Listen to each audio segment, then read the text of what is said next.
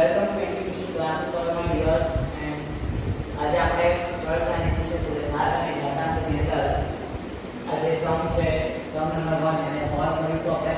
તો સૌથી પહેલા અહીંયા આપણી પાસે 1 2 અંશમાં 1 2 ની માઈનસ 1 અને આખાની માઈનસ 1 આપી છે. સૌથી પહેલા આપણે આ એકના એક જ રાખીશું કારણ કે અહીંયા ડાયરેક્ટ ભાગાકાર નહીં કારણ કે આ બે છે અને જોડે ગુણાકારમાં જોડાયેલા છે. સૌથી પહેલા 1 માઈનસ હવે 2 ને અંદર કોઈ નાખી આપણે તો હમણાં 2 બહાર જ રાખીશું 1 2 એટલે અહીંયા આ પ્લસ છે આ માઈનસ એટલે ભાગાકાર થશે. 1 માંથી 2 કાઢો તો 2 માંથી 1 કાઢો એટલે 1 રે પણ અહીંયા મોટાની સાથે માઈનસ એટલે આન્સર આપણો માઈનસ માં આવશે એની -1 ઘાત આખાની -1.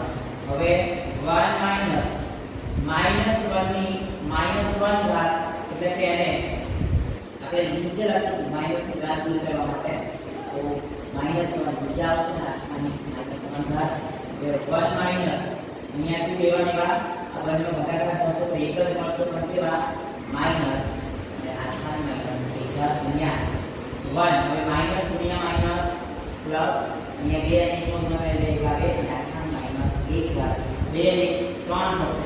હવે 3 ની -1 ઘાત એટલે 1 ઘાત પ્લસ કરી હોય એટલે આપણે નીચે લખીશું 1/3 આવશે.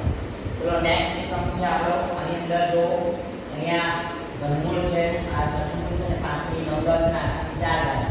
તો સૌથી પહેલા જે આપણે કિંમત અંદર આપી છે 5 ની 9 ઘાત લખીશું ગુણ્યા છઠમૂળ એટલે 1/6 ગુણ્યા ઘનમૂળ એટલે 1/3 અને આખાની ઘાત 4 છે આખાની ઘાત ગુણ્યા ગુણાકાર સ્વરૂપે આપણે લખીશું ગુણ્યા અહીંયા પણ 5 ની 9 ઘાત છે એને પણ આપણે એ સ્વરૂપમાં દર્શાવીશું.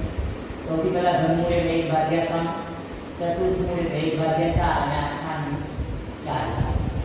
અહીંયા આપણે 3 3 9 ઘાત પડી અહીંયા 3 2 6 આ ઉપરની છે 3 3 કેન્સલ. અહીંયા 2 થી 4 નો ભાગ પડે 2 થી 4.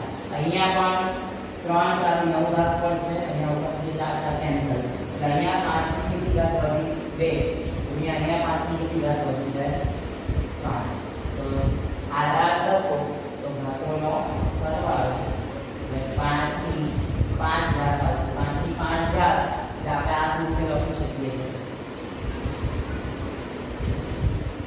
આ 25 થશે 25 ગુણ્યા 25 ગુણ્યા 5 આ બંનેનો ગુણાકાર થશે 625 ગુણ્યા 5 તો બાય 2505 10 સેકન્ડ બાકી બાય 2505 અને વધી 2 પડશે 5 + 10 ને 2 12 2 5 36 2